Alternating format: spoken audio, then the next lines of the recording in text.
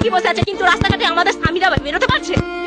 উনি বলছেন গোমাতার জন্মস্থান, কোথায় পাবো গরুর বাপকে? আমরা সবাই যাবো, নবান্নর কাছে যাবো, শুভেন্দুর বাড়ি যাবো, সবাই গরু নিয়ে যাবো।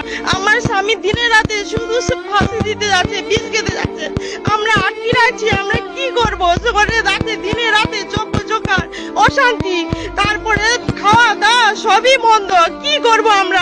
আমরা সুইসাইড করব, আমরা সরকারের নামে সুইসাইড নোট লিখে দিয়ে আমরা সবাই, আমার এই পল্লীর মানুষ সবাই সুইসাইড মারা গেলে আমরা সরকারের নামে নোটিশ লিখে আমরা মরবো। সে দায়িত্ব মুসলিমদেরকে যে এখন হিন্দু মুসলিমের যে বিভেদ তৈরি, কারণ মুসলিমদেরকে জব্দ করার জন্য তাদেরকে জব্দ না করে তারা মুসলিম কজন গরু পালন করে?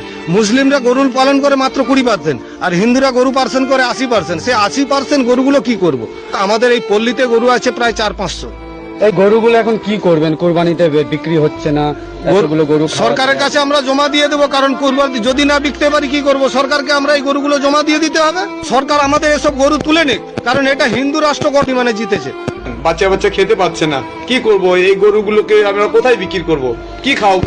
মাঠে এক একটা 300-400 টাকা করে খাবার খরচা আছে, কি করে মেনটেন করবো আমরা এই গরুগুলো? ছাড় গরু কিছু হচ্ছে না, মুসলিমদের কিছু হচ্ছে না, মরবো আমরাই। তাদেরকে শিক্ষা দিতে যে আমরাই শিক্ষা পেয়ে যাচ্ছি। কেন অন্যের রাগ আমাদের উপরে ঝাড়ছেন আপনি? আমাদের কথাটা শুনুন দয়া করে, আপনার পায়ে ধরে বলছি। তাহলে মরে যেতে হবে, গরু দিয়ে কি খাবার দেবো? আমরা কি করবো? লোকে ভুসির খাবার, গরুর খাবারের পয়সা চাইতে আসছে, এই সময় ওদের পয়সা পেমেন্ট করার কথা, আমরা কি করে চালাবো এতগুলো গরুকে নিয়ে?